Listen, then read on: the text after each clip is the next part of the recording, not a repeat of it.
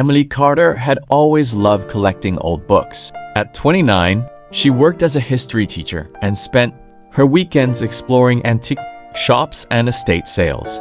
She believed that every old object carried a forgotten story waiting to be discovered. One rainy Saturday, Emily visited an abandoned farmhouse that was being cleared before demolition. Dust covered every room, and broken furniture lay scattered across the wooden floors. While searching through a rotten cabinet, she noticed a small leather-bound diary hidden beneath loose floorboards. The diary was dark brown, stained with what looked like dried blood. Its pages had yellowed with age, and there was no author's name on the cover.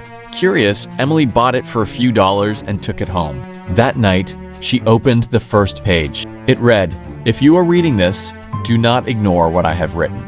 I thought these pages were only stories until they became my life." Emily smiled. She assumed it was part of an old fictional journal. The entries described strange events experienced by a man named Samuel in 1918. He wrote about hearing footsteps outside his bedroom every night. Even though nobody was there, he claimed the sound always stopped exactly outside his door. Emily found the writing fascinating. The next morning, while preparing breakfast, she remembered the diary's description. That night, as she lay in bed, she suddenly heard slow footsteps in the hallway. Step, step, step. The sound stopped outside her bedroom. She froze. After several minutes of silence, she gathered enough courage to open the door. The hallway was empty. Emily convinced herself it was simply the old house settling. The following evening, she continued reading. Samuel's next entry described finding bloody fingerprints on his bathroom mirror. Emily laughed nervously. The next morning, after taking a shower, she wiped the steam from her mirror. 5 faint red fingerprints slowly appeared near the corner of the glass. Her heart nearly stopped. She immediately cleaned them away and blamed rust-colored water or some chemical reaction.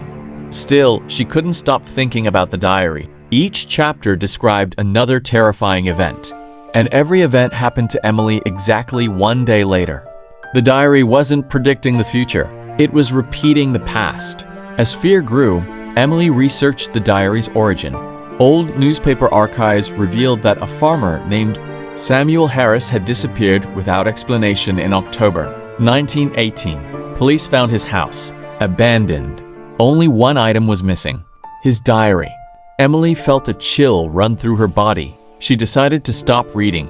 She locked the diary inside a metal box and stored it in the attic. For 2 peaceful days, nothing unusual happened. Then, on the 3rd night, she heard pages turning upstairs. When she checked the attic, the box remained locked, but the diary was lying open on the floor.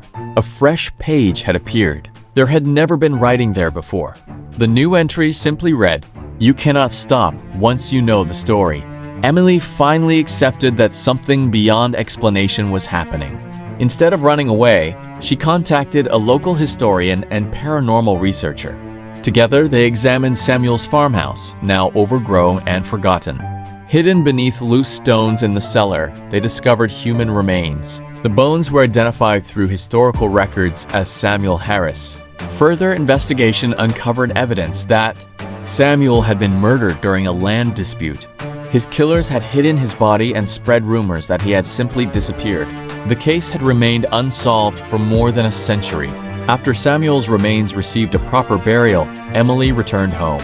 The diary was waiting on her desk. She opened it one final time. Every page was now completely blank. The bloodstains had disappeared. There were no more warnings, no more predictions, only empty paper. Emily donated the diary to a local museum, along with copies of the historical evidence that solved Samuel's disappearance. Experts confirmed that the diary itself was authentic and dated back to 1918. The stains on its cover were found to be real human blood. Though modern science could never explain how new pages had appeared or why the diary's writings matched Emily's experiences, some mysteries remain beyond explanation. Years later, visitors at the museum often stopped in front of the old diary. Most saw nothing more than an antique notebook behind protective glass, but a few claimed they heard the faint sound of pages turning whenever they stood nearby. Museum staff never found any reason for the sound. The display cameras never recorded movement. The diary never changed again. Whether the strange events were supernatural or the result of an extraordinary coincidence linked to a real unsolved crime is impossible to prove.